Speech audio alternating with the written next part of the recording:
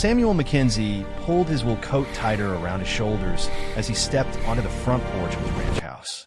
The wind hit him like a physical blow, carrying with it the sharp bite of snow and the promise of a storm unlike any he had seen in his 40 years in Montana.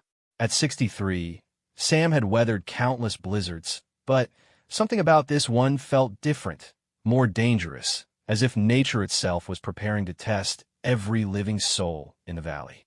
The sky hung low and gray, pregnant with snow that had not yet begun to fall but pressed down on the landscape like a heavy blanket. Sam's cattle, normally scattered across the vast pastures that stretched from his doorstep to the distant mountains, had instinctively gathered near the barn, their dark forms huddled together against the coming storm. Even the horses seemed nervous, pawing at the frozen ground and nickering softly to each other. Sam walked slowly toward the barn, his boots crunching on the frost-covered grass. Each step sent a sharp pain through his left kidney, a reminder of the infection that had been slowly eating away at his insides for the past 6 months. Dr. Harrison in town had been blunt about his condition. Without the new experimental antibiotic that the Army doctor had promised to smuggle to him, Sam had perhaps 2 weeks left to live. The medicine was supposed to arrive any day now, carried by his old friend Lieutenant Colonel James Mitchell, who had served with Sam in the Pacific during the war. The irony was not lost on Sam that he had survived the horrors of Guadalcanal and Iwo Jima only to be brought low by a simple kidney infection. But then again, life had always been unpredictable out here in the Montana wilderness. A man learned to take what came and deal with it as best he could. As he opened the barn door, Sam's border collie, Rex, bounded up to him, tail wagging despite the approaching storm. The dog had been his constant companion for 8 years, ever since Sam had found him as a puppy abandoned on the roadside. Rex seemed to sense that his master was not well, staying closer to the house than usual and watching Sam with concerned brown eyes. "Easy there, boy," Sam said, scratching behind Rex's ears. "We've got work to do before the storm hits." Inside the barn, Sam checked on his 6 horses and the dozen cattle he had brought in from the far pastures earlier that week. The animals were restless, sensing the coming weather change. Sam distributed extra hay and made sure the water troughs were full. If the storm lasted as long as he suspected it might, it could be days before he could make it back out to the barn. As he worked, Sam thought about his life on the ranch. He had bought the land in 1912, fresh out of the Army after serving on the Mexican border under General Pershing.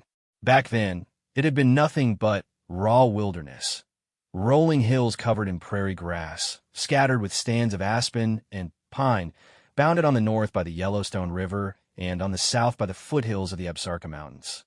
Sam had built everything himself. The ranch house with its wide front porch and stone fireplace, the barn that now houses animals, the corrals, and fences that defined his property.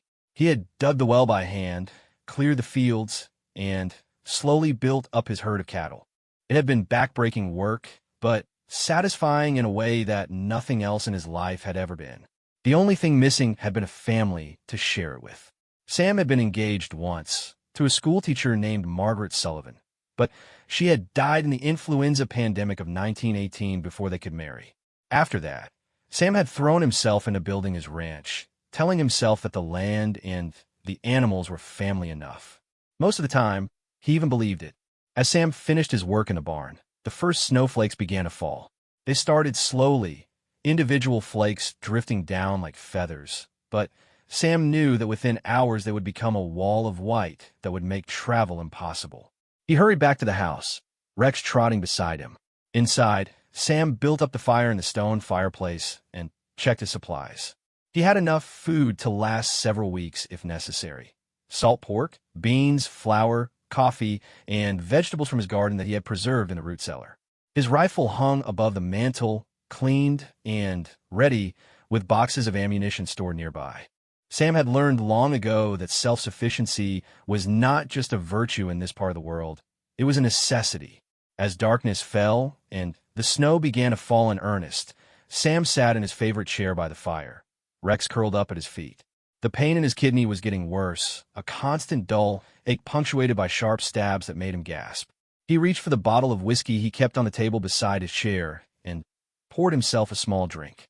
The alcohol helped dull the pain, but Sam was careful not to drink too much. He needed to stay alert, especially with the storm coming. Outside, the wind was beginning to howl, rattling the windows and causing the house to creak and groan. Sam could hear the snow hitting the windows, driven by gusts that must have been reaching 40 or 50 miles per hour. This was going to be a bad one, possibly the worst blizzard he had ever experienced. Sam thought about his neighbors scattered throughout the valley. The Hendersons lived about 5 miles to the east, and old Pete Kowalski had a small homestead 3 miles to the south. But the nearest neighbor was actually a small community of Crow Indians who had established a camp about 8 miles to the northwest, near the river. Sam had occasional contact with them. They sometimes traded furs and beadwork for supplies, and he had helped them out during particularly harsh winters when game was scarce. The relationship between the white settlers and the local Native Americans had not always been peaceful. There had been tensions and occasional conflicts over land and resources. But Sam had always believed that people were people, regardless of the color of their skin or the language they spoke. He judged individuals by their character and actions, not by their race or heritage. As the storm intensified, Sam found himself thinking about mortality. The infection in his kidney was getting worse, and without the medicine that Lieutenant Colonel Mitchell was supposed to bring, Sam knew he did not have long to live. It was a strange feeling, facing death with such certainty. He was not afraid, exactly, but he felt a deep sadness at the thought of leaving his ranch, his animals, and the life he had built. Sam had no close family left. His parents had died years ago, and he had no siblings. There were a few distant cousins back east, but he had not spoken to them in decades. The ranch would probably end up being sold by the bank, and some stranger would take over the land that Sam had poured his heart and soul into for 40 years. But those were thoughts for another day. Right now, Sam needed to focus on surviving the storm. He added another log to the fire and settled back in his chair, listening to the wind howl outside. Rex lifted his head and whined softly, as if sensing his master's troubled thoughts. "It's all right, boy," Sam said, reaching down to pet the dog. "We'll weather this storm like we've weathered all the others." As the night wore on, the storm continued to intensify. The wind was now a constant roar, and Sam could no longer see anything through the windows except the white swirl of snow. The house shook with each gust, and Sam began to worry about the roof holding up under the weight of the accumulating snow. Around midnight, Sam heard a sound that made him sit up straight in his chair. It was faint at first, barely audible over the howling wind, but as he listened more carefully, he was sure he heard it, someone knocking on his front door. Sam grabbed his rifle and cautiously approached the door. Who could possibly be out in weather like this? It was suicide to travel in a blizzard this severe. He called out through the heavy wooden door. "Who's there?" The response came in accented English, spoken by a voice that sounded old and tired. "Please, sir, I am Chief Running Bear of the Crow people. I have my granddaughter with me. She is very sick, and I heard you might have medicine. Please, she is dying." Sam quickly unlatched the door and pulled it open. The sight that greeted him was heartbreaking. An elderly Native American man, his long gray hair whipped by the wind and his traditional clothing covered in snow, stood on the porch holding a small bundle in his arms.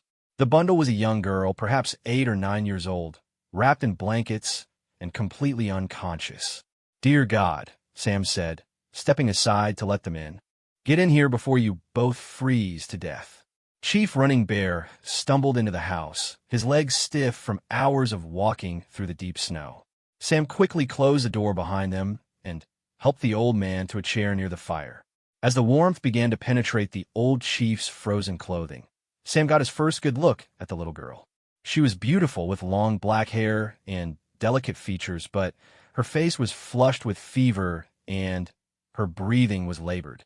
Sam could hear the rattle in her chest that indicated pneumonia, and he knew that without immediate medical attention, the child would not survive the night.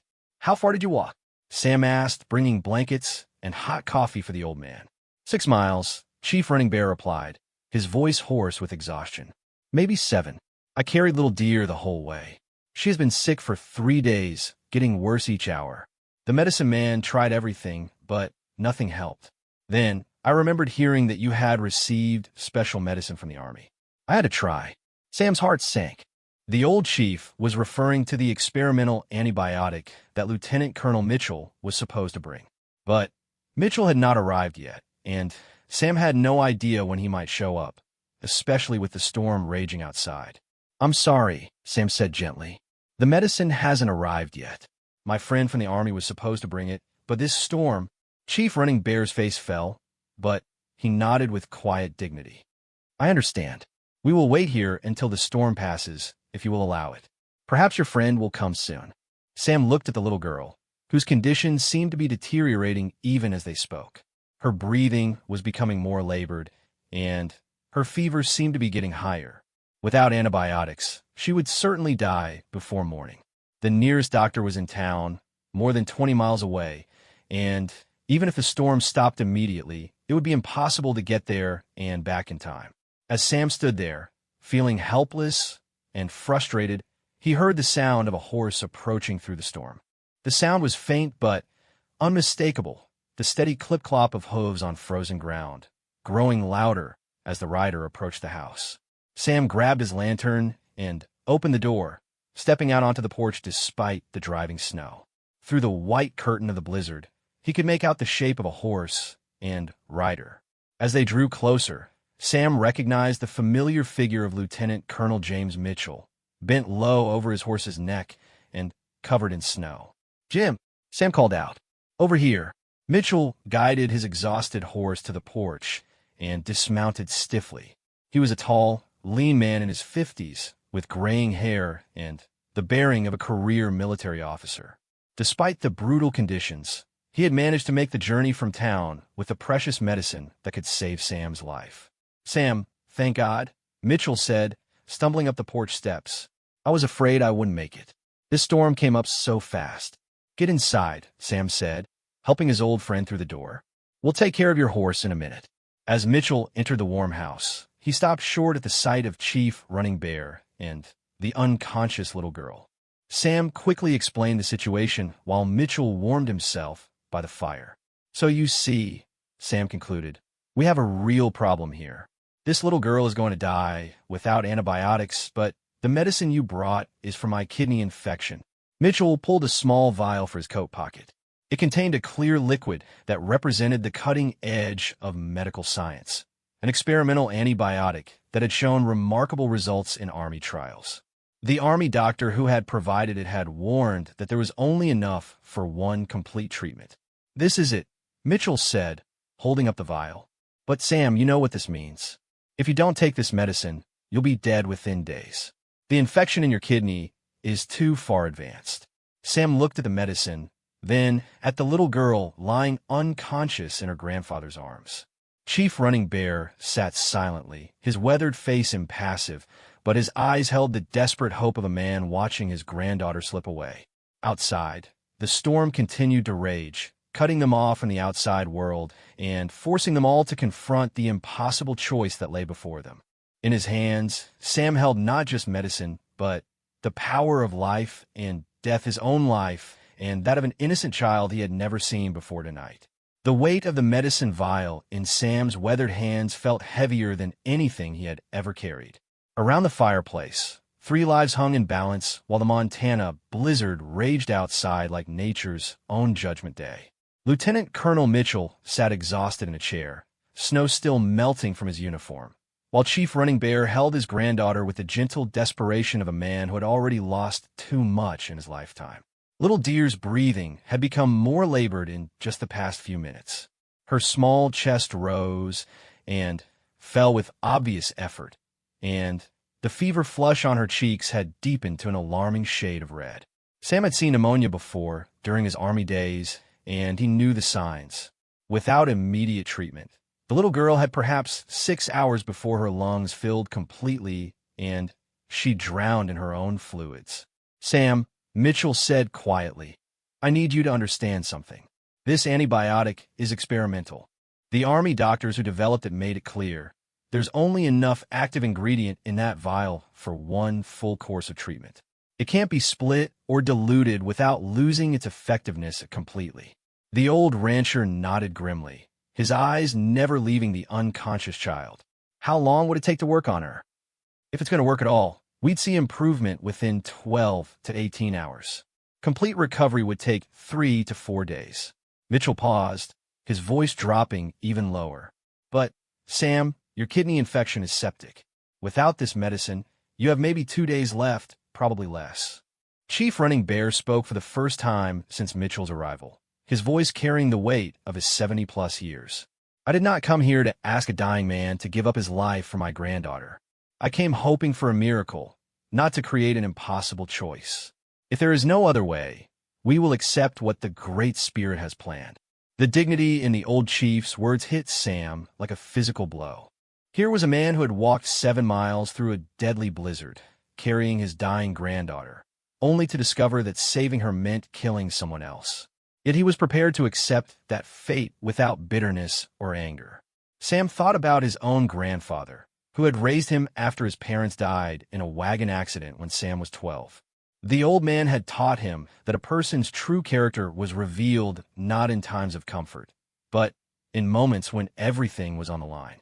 When you're faced with a choice between what's easy and what's right, his grandfather had said, that's when you find out who you really are. Tell me about her, Sam said, settling into his chair across from Chief Running Bear. Tell me about Little Deer. The old chief's weathered face softened as he looked down at his granddaughter.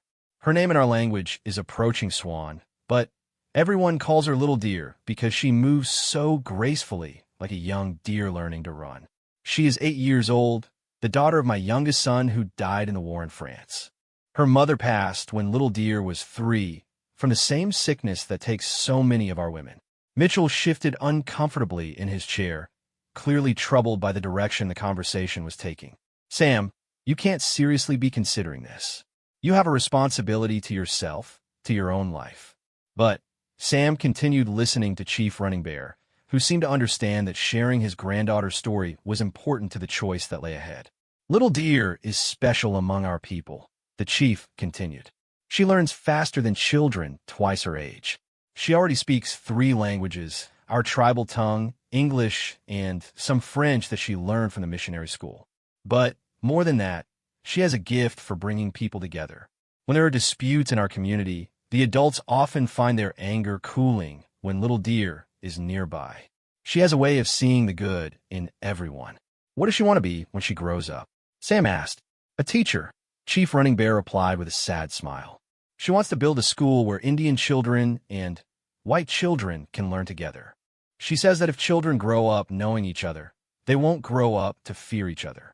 The words hung in the air like a challenge to everything Sam had been taught about the differences between people. Here was a child who dreamed of bridging the gap between 2 worlds that had been at odds for generations.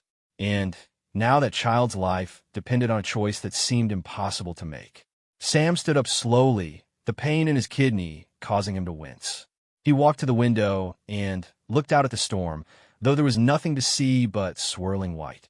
Behind him, he could hear Little Deer's labored breathing, growing more desperate with each passing minute. Jim, Sam said without turning around, tell me honestly, if I take that medicine, what are my chances of recovering completely? Mitchell was quiet for a long moment before answering. The doctors estimate about 60%. The infection is pretty advanced, Sam.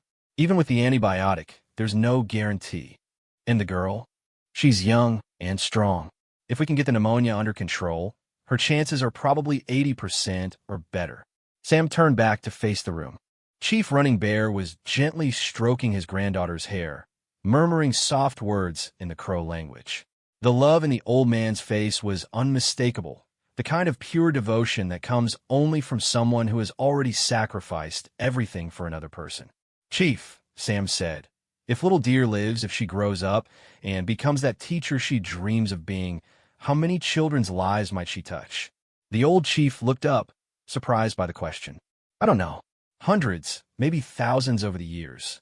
And if she brings even a few white and Indian families together, prevents even one conflict, saves even one life through understanding instead of hatred.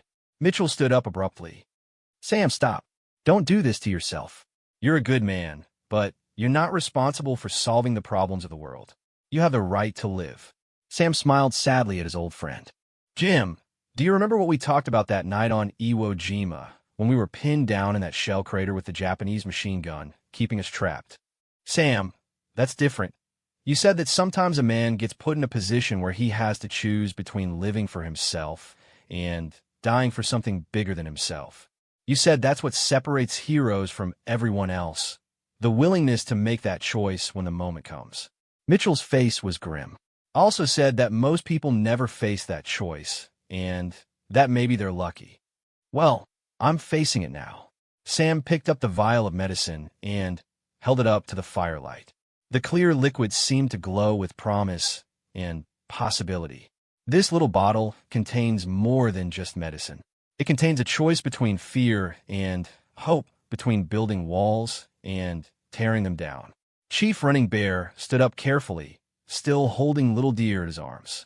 Mr. Mackenzie, I cannot ask this of you. If you choose to give this medicine to my granddaughter, it must be your choice alone. But I want you to know that if you do this thing, your name will be remembered among my people for as long as the stars shine in the sky. The old rancher walked over to a cabinet in the corner of the room and pulled out a clean syringe and needle that he kept for treating his cattle. His hands were steady as he prepared the injection, though his heart was racing with the magnitude of what he was about to do. Sam, please think about this, Mitchell said desperately. You're not thinking clearly. You're in pain. You're emotional. I'm thinking more clearly than I have in years, Sam replied calmly. Jim, I've lived 63 years, and most of them have been good years. I've had my ranch, my animals, my independence. I've seen sunrises over the mountains and felt the satisfaction of honest work. But I've never had children, never had the chance to leave behind something that really mattered. He drew the antibiotic into the syringe with practiced ease. But right now, I have the chance to give a little girl the opportunity to grow up and maybe change the world, even if it's just a small piece of it. That seems like a pretty good trade for an old man who's lived his life. Little Deer stirred slightly in her grandfather's arms, her eyes fluttering open for a moment. She looked up at Sam with dark eyes that seemed far too wise for her 8 years. And, for just an instant, Sam thought he saw a flash of recognition, as if she understood what was happening. Hello, little one, Sam said softly. Don't you worry now. Everything's going to be all right. Chief Running Bear lay his granddaughter down on the couch near the fire, carefully arranging the blankets around her. If you do this, he said to Sam, I will make sure she knows who saved her life. And I will make sure she lives up to the gift you're giving her. Sam knelt beside the couch and gently rolled up Little Deer's sleeve. Her arm was so thin and fragile like a bird's wing. He found a vein and carefully inserted the needle, slowly injecting the precious medicine that would either save her life or prove useless.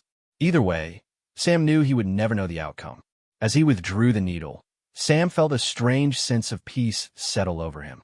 The constant pain in his kidney was still there, but somehow it seemed less important now. He had made his choice, and regardless of what happened next, he knew it was the right one. Mitchell sat slumped in his chair, his head in his hands. Sam, I should have brought more medicine. I should have found a way. Jim, don't blame yourself. You risked your life just getting here through that storm. You did everything you could. Sam returned to his chair by the fire. Besides, maybe this is how it was supposed to happen. Maybe this is why you made it through the storm tonight.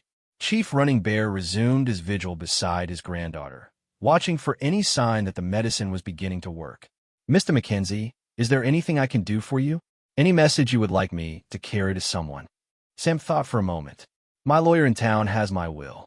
The ranch goes to the bank, but I've left some money to help build that school your granddaughter dreams about. Tell her that an old cowboy believed in her dream.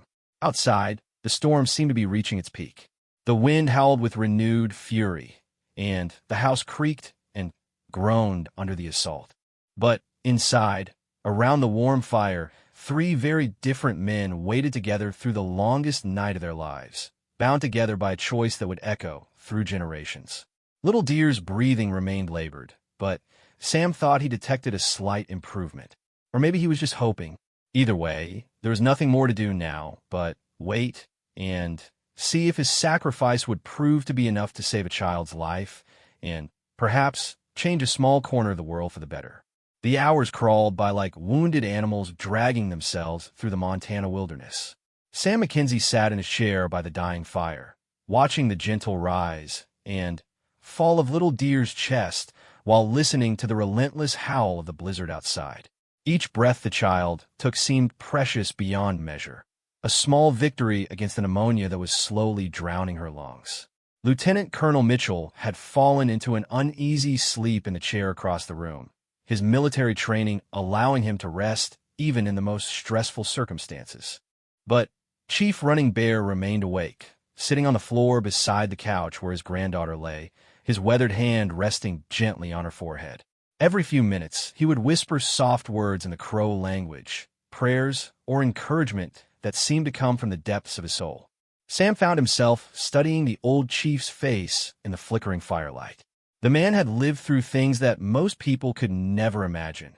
The loss of his son in France during the Great War, the death of his daughter-in-law, and now the possible loss of his granddaughter.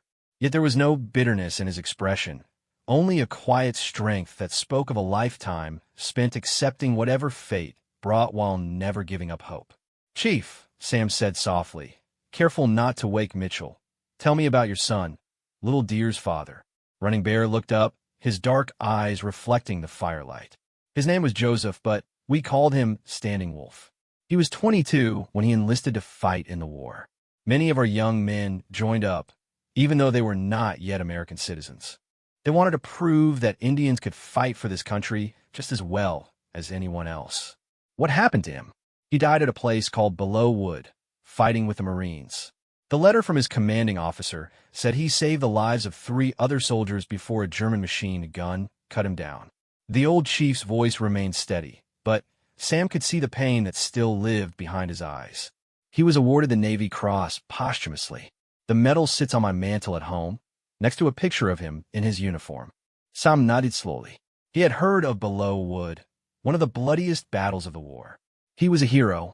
He was a man who believed that courage was not the absence of fear, but the willingness to do what was right despite fear. Chief Running Bear smoothed his granddaughter's hair with infinite tenderness.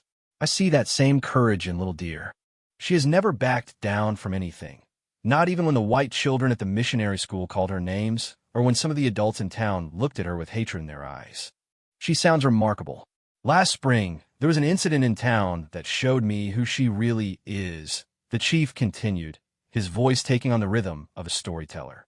Little Deer was walking past the general store when she heard crying coming from behind the building. She found Tommy Henderson, the storekeeper's son, being beaten by 3 older boys who were calling him names because his father had lost his job and couldn't pay his debts. Sam knew the Henderson family.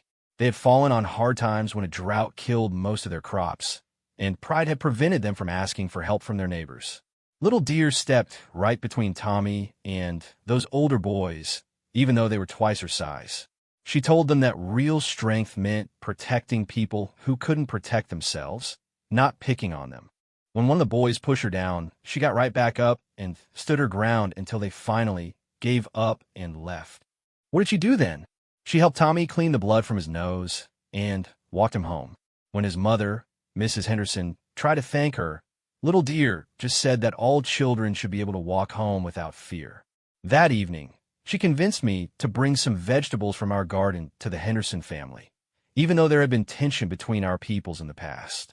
Sam felt a warmth in his chest that had nothing to do with the fire.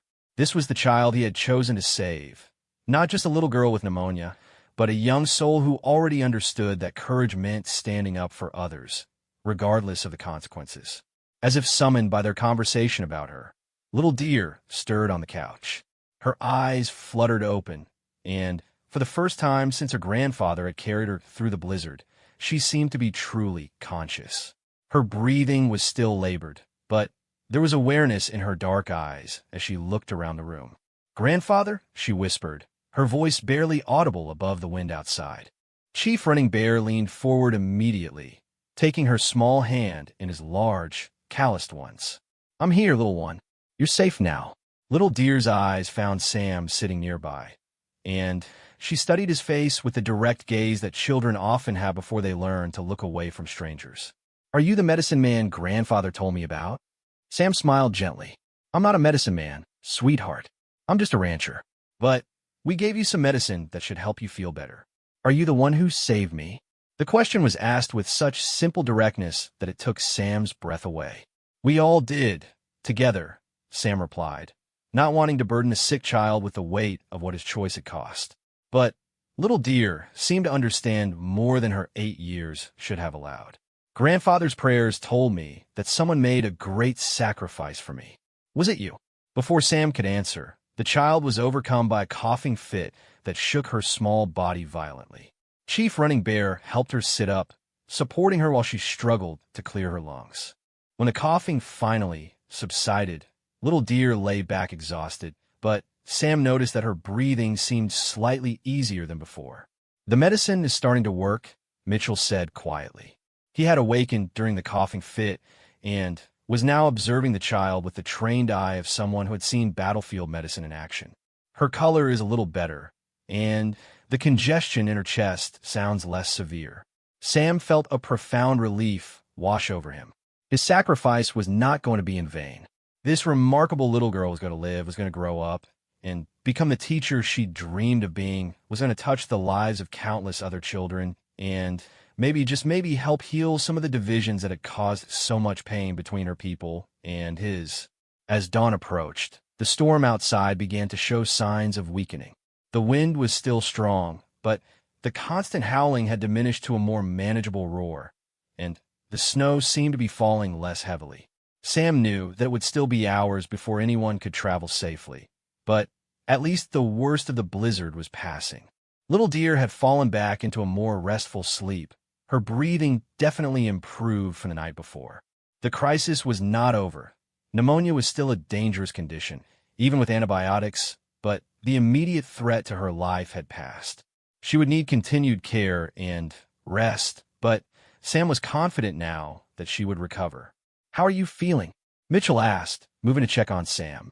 The question brought Sam back to his own condition. The pain in his kidney had been steadily worsening throughout the night, and he could feel a fever beginning to develop as the infection spread through his system. But, strangely, he felt more at peace than he had in months. I'm all right, Sam replied, though they all knew it wasn't true. The important thing is that the little one is going to make it. Chief Running Bear looked up from his granddaughter's bedside. Mr. Mackenzie, there is something I must tell you. Among my people, when someone makes the ultimate sacrifice for another, we believe that their spirit lives on in the person they saved. If you, when you pass on, a part of you will continue to live in little dear. Your courage, your kindness, your love for this land, all of that will become part of who she is. Sam found himself deeply moved by the old chief's words. That's a beautiful belief. It is more than belief, Running Bear replied with quiet conviction. It is truth. I have seen it happen before. The person who makes the ultimate sacrifice does not truly die, because their spirit finds new life in the one they saved. As the first gray light of dawn began to filter through the storm clouds, Sam realized that he had never felt more alive, more purposeful than he did at this moment.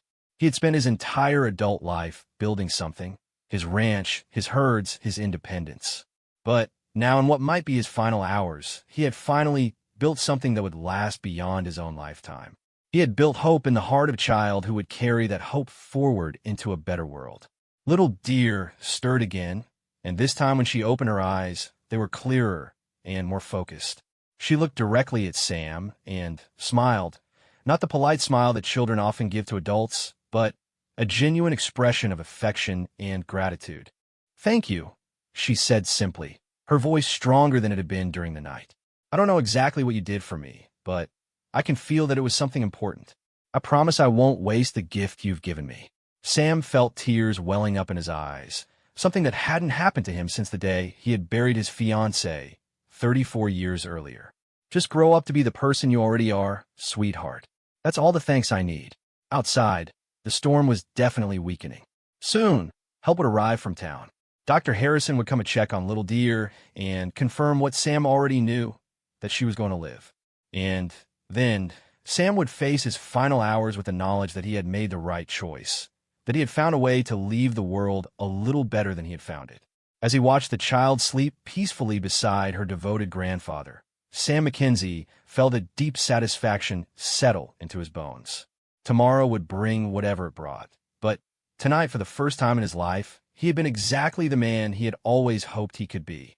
The morning sun broke through the dissipating storm clouds like a promise of hope, casting long golden rays across the snow-covered Montana landscape. Sam Mackenzie stood at his kitchen window, watching the world transform from a hostile wilderness into something beautiful and peaceful.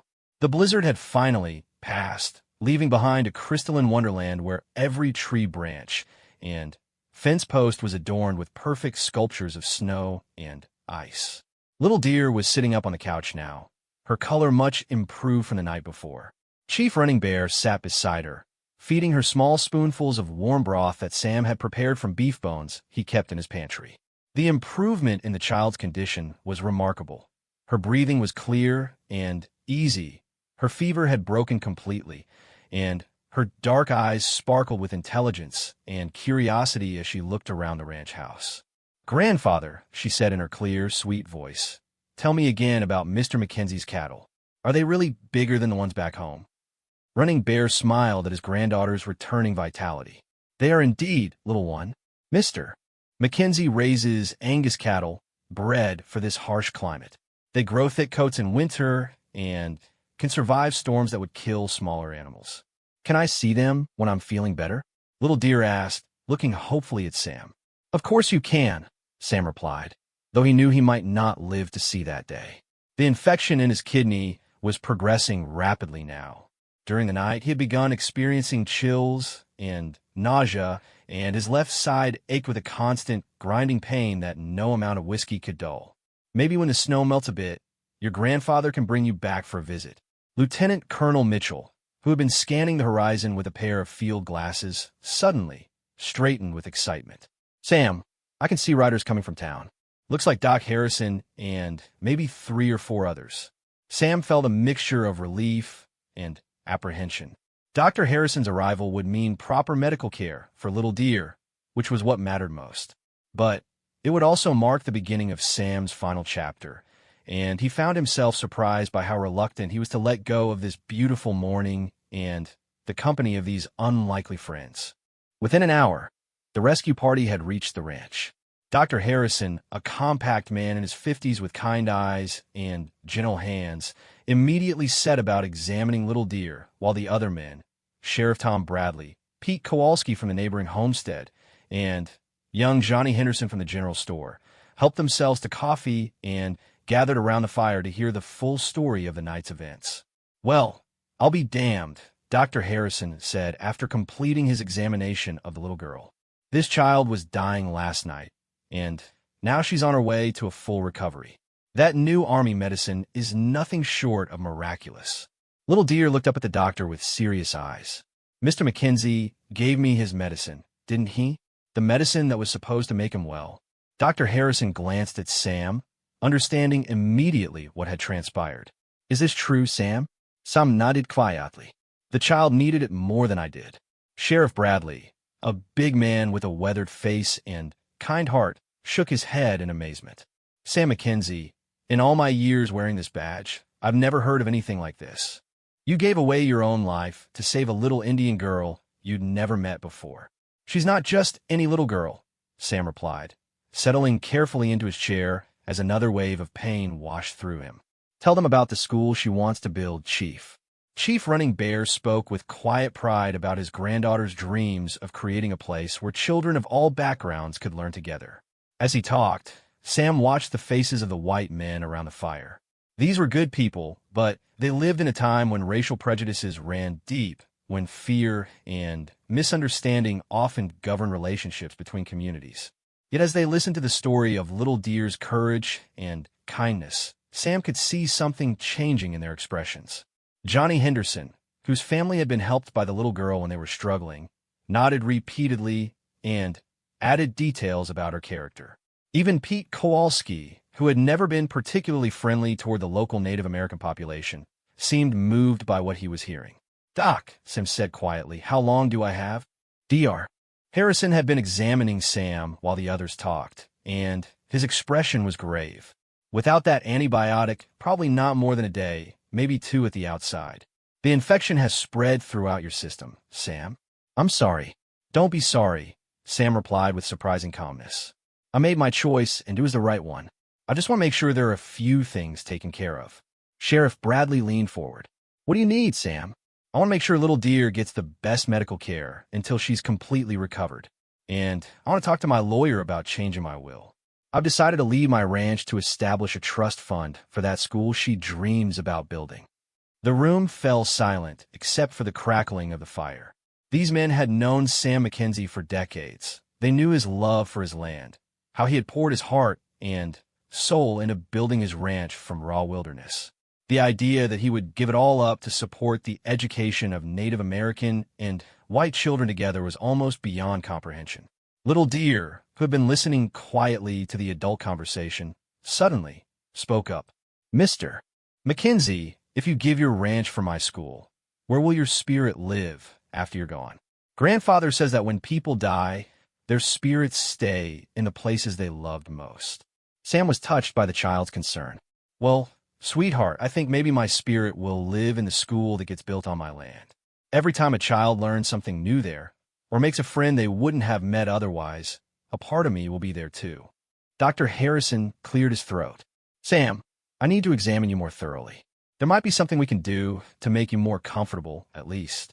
As the doctor led Sam into the bedroom for a private examination, little dear turned to her grandfather with urgent whispers in the Crow language. Chief Running Bear listened intently, then shook his head sadly and responded in the same language. Their conversation continued for several minutes, with the little girl becoming increasingly animated and insistent. Finally, she stood up from the couch, still weak but determined, and walked over to where Lieutenant Colonel Mitchell sat. Sir, you're Mr. Mackenzie's friend from the Army, yes? That's right, young lady. My grandfather tells me that you brought the medicine that saved my life. Do you have any more of that medicine? Or do you know where to get more? Mitchell's face fell. I am sorry, sweetheart. That was the only dose available. The Army doctors who made it said it was still experimental, and they didn't have enough to make more. But little dear was not deterred. What about other doctors? What about doctors in big cities? Surely someone, somewhere, must have medicine that could help Mr. Mackenzie. Sheriff Bradley spoke up gently. Little one, even if there was such medicine available somewhere, it would take weeks to get it here, and the nearest big city is hundreds of miles away. I'm afraid there just isn't time. Little dear's eyes filled with tears, but her voice remained strong and clear. Then, we have to find another way. Mr. Mackenzie saved my life. I won't just sit here and watch him die without trying everything possible to save him. Chief Running Bear placed a gentle hand on his granddaughter's shoulder. Little dear, sometimes we must accept that there are things beyond our power to change. Mr. Mackenzie made his choice knowing what it would cost him. To honor his sacrifice, we must use the life he gave you to fulfill the dreams you both share. No, the little girl said with surprising firmness. Grandfather, you taught me that when the Great Spirit places a challenge before us, it's because there is a way to overcome it. We just have to be brave enough and smart enough to find it. At that moment, Sam emerged from the bedroom with Dr. Harrison. The doctor's examination had confirmed what they all already knew. The infection was too advanced to treat with conventional medicine, and Sam's condition was deteriorating rapidly. How are you feeling, Mr. Mackenzie? Little dear asked, studying his pale face with concern. I'm fine, sweetheart. Getting a little tired, but that's to be expected. Little dear walked over to him and took his hand in both of hers. Her small fingers were warm and strong, and Sam felt a surprising surge of energy from her touch. Mr. Mackenzie, I want you to know something. When I grow up and build my school, I'm going to tell every student about you. I'm going to tell them about the man who gave everything he had to save a child he had never met, because he believed that one life could make a difference in the world. Sam knelt down so that he was at eye level with the remarkable little girl. And I want you to know something, little dear. Meeting you has been the greatest privilege of my entire life. If I had to make the choice again, I would make the same decision without hesitation. Little dear hugged him tightly, and Sam felt tears running down his cheeks. In this embrace was everything he had ever wanted from life, but had never found. The love of a child, the knowledge that his existence had mattered, the certainty that something of himself would continue long after his body returned to the earth. When they finally separated, Little Deer looked up at him with determination shining in her dark eyes. "Mr. Mackenzie, I'm not giving up on finding a way to save you. If there's medicine anywhere in the world that can help, I'm going to find it." Sam smiled at her fierce determination. "You do whatever you think is right, sweetheart. But remember, sometimes the greatest victories come in forms we don't expect." As the day wore on, the rescue party prepared to take Little Deer back to town for continued medical observation, while arrangements were made for Sam's comfort in his final hours. But the little girl's words about not giving up echoed in everyone's minds. None of them could have imagined that within 24 hours, her determination would lead to a discovery that would change everything they thought they knew about hope, healing, and the power of refusing to accept defeat. The second dawn after the blizzard painted the Montana sky in shades of rose and gold that seemed almost impossible in their beauty. Sam Mackenzie lay in his bed, weaker than he had ever been in his life, but strangely at peace with what the day would likely bring. The infection in his kidney had spread throughout his body, and Dr. Harrison had warned that his time was now measured in hours rather than days. Through his bedroom window, Sam could see Chief Running Bear sitting on his front porch, wrapped in a heavy blanket and facing east toward the rising sun. The old chief had refused to leave the ranch, insisting that he would maintain a vigil until the end, as was the custom of his people when honoring someone who had made the ultimate sacrifice for their family. Little Deer had been taken to town the previous afternoon for continued medical care, but not before extracting a promise from everyone present that they would send word immediately if there was any change in Sam's condition. The improvement in her health had been remarkable. Dr. Harrison pronounced her completely out of danger and predicted a full recovery within the week. The sound of approaching horses broke the morning stillness, and Sam could hear voices calling out as riders approached the ranch house. Through his window, he saw Sheriff Bradley, Dr. Harrison, and several other men dismounting from their horses and hurrying toward the front door. But there was something different about their manner. Instead of the solemn demeanor of men coming to pay their last respects to a dying man, they seemed excited, almost urgent. Lieutenant Colonel Mitchell, who had stayed the night to keep Sam company during his final hours, hurried into the bedroom with an expression of barely contained amazement on his face. "Sam," he said breathlessly, "you need to hear this. Little Deer has done something incredible." Before Sam could respond, the bedroom filled with people. Sheriff Bradley, Dr. Harrison, Chief Running Bear, and even Little Deer herself, despite the fact that she was supposed to be resting in town under medical supervision. "What's all the commotion about?" Sam asked weakly, struggling to sit up in bed. Little Deer stepped forward, her dark eyes shining with excitement and determination. In her hands, she held a small leather pouch that looked very old and worn. "Mr. Mackenzie," she said, her voice vibrant with hope, "yesterday, when everyone said there was no more medicine that could help you, I remembered something my great-grandmother told me before she died. She said that our people had healing knowledge that went back hundreds of years, medicines made from plants, and roots that could cure sicknesses that the white man's doctors couldn't treat." Dr. Harrison leaned forward. "Sam, you're not going to believe this. After Little Deer was brought to town yesterday, she convinced her grandfather to take her to see the oldest medicine woman in their tribe, a woman named Grandmother Willow who is supposedly over 90 years old.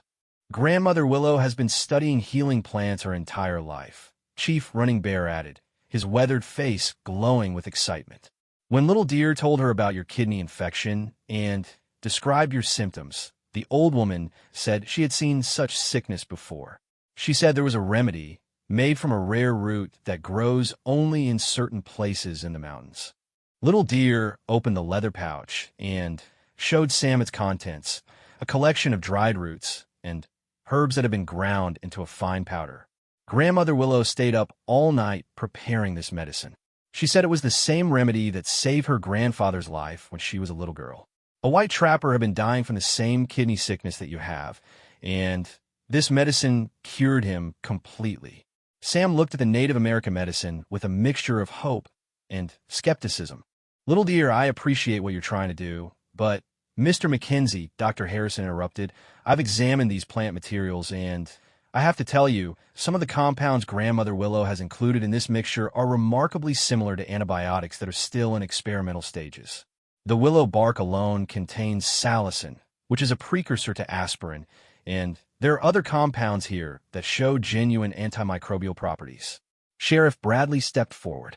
Sam, Grandmother Willow sent a message with this medicine. She said to tell you that sometimes the Great Spirit works through the hands of those who are willing to sacrifice for others. She said your willingness to give your life for little deer has created what she calls healing medicine, not just for your body, but for the hearts of everyone who has witnessed what you did. Little deer approached Sam's bedside and took his hand. Mr. Mackenzie, Grandmother Willow said something else. She said that when someone makes a sacrifice as pure as yours, the spirits of healing are drawn to help. She said this medicine will work for you because your heart is clean and your intentions were good. Sam felt tears welling up in his eyes as he looked at this remarkable little girl who refused to give up, who had spent her first day of recovery not resting as the doctor had ordered, but searching for a way to save the man who had saved her. Even if this doesn't work, Sam said softly, the fact that you tried, the fact that you cared enough to search for another way, that means more to me than you'll ever know. It's going to work, Little Deer said with the absolute certainty that only children possess. I can feel it. When Grandmother Willow put this medicine in my hands, I felt the same warmth I felt when you gave me the injection that saved my life. The same spirit that guided you to save me is going to help this medicine save you. Dr. Harrison held up a cup of water into which the powdered medicine had been mixed. Sam, I can't guarantee anything, but given your condition, there's really nothing to lose by trying this. And frankly, some of these plant compounds show more promise than anything I have in my medical bag. Sam took the cup with hands that shook from fever and weakness. The mixture smelled earthy and bitter, like the Montana soil after a spring rain. As he raised it to his lips, he looked around the room at the faces watching him. Mitchell, the loyal friend who had risked his life to bring medicine through a blizzard. Dr. Harrison, the dedicated healer who had ridden out in dangerous conditions to help. Sheriff Bradley, and the other townsmen who had put aside their own comfort to be here. Chief Running Bear, who had welcomed a white stranger's sacrifice with dignity and grace. And Little Deer, the extraordinary child who embodied all. The hope and healing that the world desperately needed. To new beginnings, Sam said, and drank the entire cup of medicine in one long swallow. The taste was indeed bitter, but as the liquid warmed his throat and stomach, Sam felt something that he hadn't experienced in months, a sense of peace and energy flowing through his body. Whether it was the medicine itself or simply the power of hope and love surrounding him, he couldn't say, but for the first time since his illness began, Sam felt truly alive. Over the next several hours, the change in Sam's condition was nothing short of miraculous. His fever broke completely. The agonizing pain in his kidney subsided to a manageable ache, and color returned to his cheeks. By evening, he was able to sit up in bed without assistance, and even managed to eat a full meal.